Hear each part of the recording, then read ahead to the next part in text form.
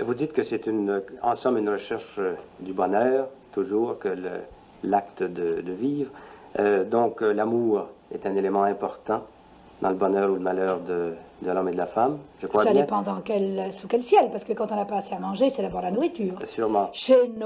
Dans nos populations civilisées qui en gros mangent à leur faim, l'amour a beaucoup plus d'importance, certainement. Alors dans notre contexte, vous avez dit que l'amour était le renoncement de toute possession, ce qui semble contredire... Quand est-ce que j'ai dit ça? Vous avez écrit ça, l'amour était le renoncement de toute possession. Je crois que c'est dans le deuxième sexe. Peut-être. Est-ce que vous acceptez ce... Je pense qu'aimer, ça n'est pas vouloir posséder, en effet. Je pense qu'aimer, c'est vouloir créer avec un autre être des liens qui ne sont pas des liens de possession, au sens où on possède, je ne sais pas moi, les vêtements qu'on porte ou ce qu'on mange. Mais la jalousie est quand même un fait. Ah oui. Parce que nous ne sommes pas tous jaloux un jour ou l'autre, même les héros même vos propres héros sont jaloux. Alors est-ce que la jalousie ne contredit pas un peu cette idée que vous avez de l'amour? Il y a tant de formes d'amour, il y a tant d'espèces de jalousie. Il y a des jalousies qui sont mesquines, il y a des jalousies qui sont très hautes, il y a toute espèce de jalousie. Il y en a qui sont possessives, il y en a qui sont encore tout à fait autre chose. Il y en a aussi souvent qui sont simplement des compensations parce qu'on sent plus ou moins qu'on est en train de rater quelque chose dans son existence. Alors à ce moment-là, on reporte tout sur l'amour et sur l'être aimé. En principe... je ne pense pas que la jalousie, dès qu'elle prend une forme un peu violente et donc morbide, soit un sentiment qui enrichisse beaucoup. Ceci dit, il y a une liaison très nette, en effet, de la jalousie à l'amour. Et quand on veut créer un rapport singulier, exceptionnel, personnel avec un être, ce rapport se trouve nié si évidemment cet être se lie avec quelqu'un d'autre. Je ne suis pas contre la jalousie a priori, mais je ne pense pas que ce soit la forme la plus vraie et la plus haute de l'amour. Vous ne croyez pas en l'existence d'une nature féminine? Vous avez dit que tout être est d'abord humain avant d'être homme ou femme. Je ne crois pas d'une manière générale en l'existence d'une nature humaine. Je crois que l'homme dépend des conditions, de toute espèce de conditions, à la fois physiologiques bien entendu, et à la fois de lieux, de temps, de civilisation, de techniques, etc., etc. Et vous vous révoltez dans le deuxième sexe contre la condition féminine actuelle?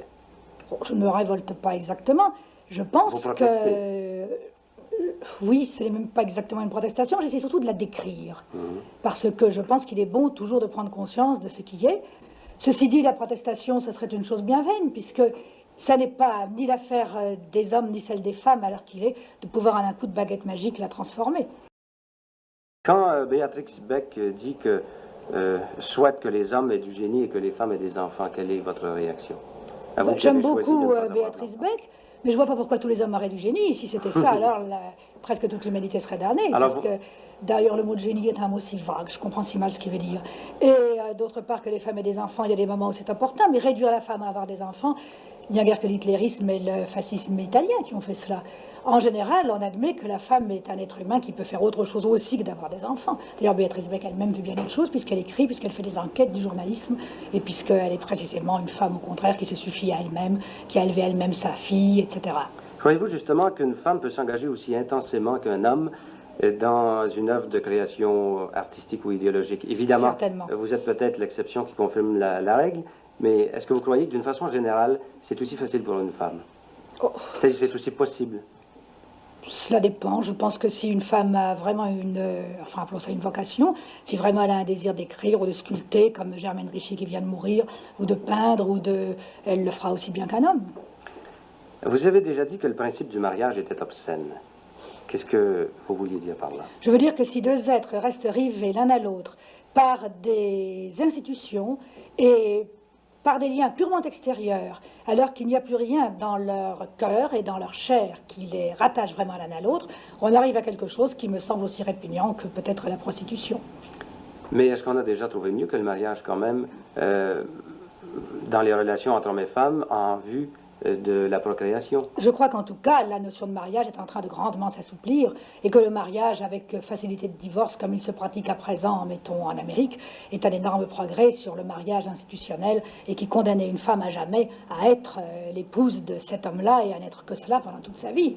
Mais est-ce que la preuve n'a pas été faite que les enfants, justement des couples divorcés, étaient très malheureux? Étaient souvent déséquilibrés, il y avait des troubles émotifs. Ça dépend, il y a aussi des enfants de gens qui sont mariés, qui s'entendent mal, qui sont très malheureux et qui ont des troubles émotifs. Je pense que le rapport des enfants aux parents serait à revoir d'ailleurs d'une manière générale dans la société, parce que je pense que, en tout cas en France, je crois qu'il n'y en a pas de même ni en URSS, ni en Amérique, mais en France et dans tous les pays latins, les enfants vivent beaucoup trop dans les jupes de leur mère et beaucoup trop loin des autres enfants. Je crois qu'il est tout à fait souhaitable que les enfants vivent avec des enfants, qu'ils aient naturellement des rapports aux parents, mais là aussi que ce soit beaucoup plus du sentiment, de la liberté qu'une institution. Est-ce que la chose a déjà été tentée quelque part? Eh bien, vous savez peut-être qu'en Israël, dans les kibbutz, il y a une organisation vraiment assez merveilleuse du point de vue des enfants.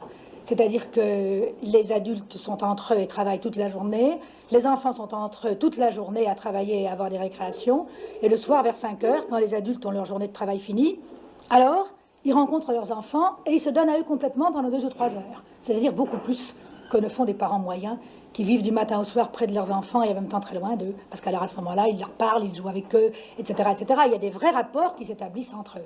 Je crois que ça, c'est une expérience qui est excellente. En tout cas, tous les gens qui y ont été dans les kibbutz, qui ont vu ça, quoique ils n'approuvent pas tout dans les kibbutz, je crois que cette chose-là, presque toujours, ils l'approuvent.